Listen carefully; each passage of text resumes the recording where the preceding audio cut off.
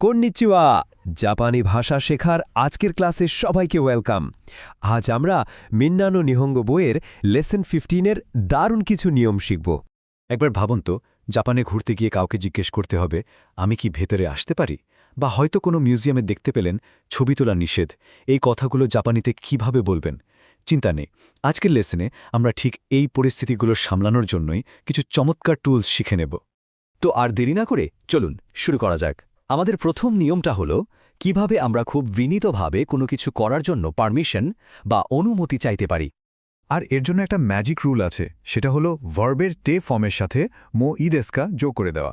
এর মানেটা খুব সহজ, আমি কি এই কাজটি করতে পারি? এটা কিন্তু দৈনন্দিন জীবনে ভীষণ কাজের একটা ফর্মুলা, তাই না? চলুন স্লাইডের উদাহরণগুলো একটু দেখে নিই। যেমন ধরুন ইত্তেমো ইদেস্কা মানে হলো আমি কি যেতে পারি। এরপর আছে নন্দেমো ইদেস্কা, যার মানে আমি কি পান করতে পারি। আর সবশেষে সাক্কাওস্টেমো ইদেস্কা মানে আমি কি ফুটবল খেলতে পারি। দেখুন, নিয়মটা জানা থাকলে বলাটা কত সহজ।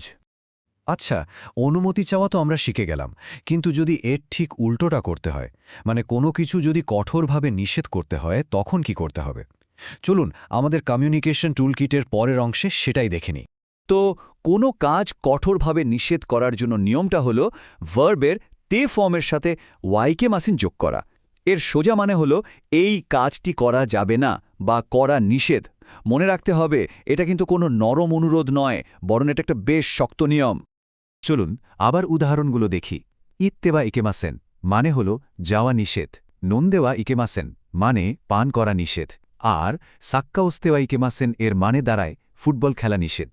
বুঝতেই পারছেন এই ফর্মুলা ব্যবহার করে কিভাবে একটা সাধারণ কাজকে কঠোর নির্দেশে বদলে ফেলা যায়। এবার আমরা চলে এসেছি আমাদের তৃতীয় এবং আজকের শেষ গ্রামার পয়েন্টে। এটা হলো কোনো দীর্ঘস্থায়ী অবস্থা বা সিচুয়েশন বোঝানোর নিয়ম। আর সবচেয়ে মজার ব্যাপার কি জানেন, আমরা এখানে এমন একটা গ্রামার স্ট্রাকচার ব্যবহার করব যা আমরা আগের লেসনেই শিখেছিলাম, কিন্তু একদম অন্য একটা অর্থে। হ্যাঁ, আমি ভার্বের তে ফর্মের সাথে ইমাসের কথাই বলছি। লেসন 14-এ আমরা শিখেছিলাম এর মানে হল কোনো কাজ এখন চলছে, যেমন আমি খাচ্ছি বা আমি যাচ্ছি। কিন্তু লেসন 15-এ এর ব্যবহারটা একটু অন্যরকম। এখানে এটা দিয়ে এমন একটা অবস্থা বোঝানো হয় যা অতীতের কোনো কাজের ফল, কিন্তু সেই অবস্থাটা বর্তমানেও চলছে। চলুন উদাহরণ দেখলেই ব্যাপারটা পরিষ্কার হয়ে যাবে। ওসাকা নি সুনদেইমাস, ওসাকা নি সুনদেইমাস মানে আমি ওসাকায় বাস করি। দেখুন, বাস করার কাজটা তো অতীতে শুরু হয়েছে, কিন্তু সেই অবস্থাটা এখনও চলছে। ঠিক একইভাবে ওয়াতাশি ওয়া খেক্কন স্টেইমাস, ওয়াতাশি ওয়া খেক্কন স্টেইমাস মানে হলো আমি বিবাহিত। বিয়েটা অতীতে হলেও বিবাহিত অবস্থাটা কিন্তু বর্তমান। আর সব শেষে ওয়াতাশি ওয়া শিত্তেইমাস, ওয়াতাশি ওয়া শিত্তেইমাস মানে হলো আমি জানি। কোনো কিছু জানার প্রক্রিয়াটা অতীতে হলেও তার ফল হিসেবে জ্ঞানটা তো এখনও রয়ে গেছে। তো এই ছিল আমাদের লেসন 15-এর দারুণ 3টি নিয়ম। আশা করি এর মাধ্যমে আপনাদের জাপানিজ কমিউনিকেশন টুলকিট আরও একটু আপগ্রেড হলো। এখন থেকে জাপানে অনুমতি চাওয়া বা কোনো কিছু নিষেধ করা আপনাদের জন্য আরও অনেক বেশি সহজ হয়ে যাবে। ক্লাস শেষ করার আগে চলুন একটা ছোট্ট প্র্যাকটিস করা যাক। আজ আমরা যে গ্রামারটা শিখলাম সেটা ব্যবহার করে কমেন্ট একটু জানান তো আপনার স্ট্যাটাস কি।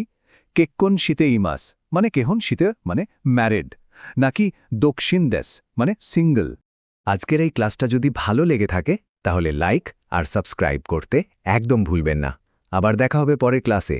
সায়োনারা।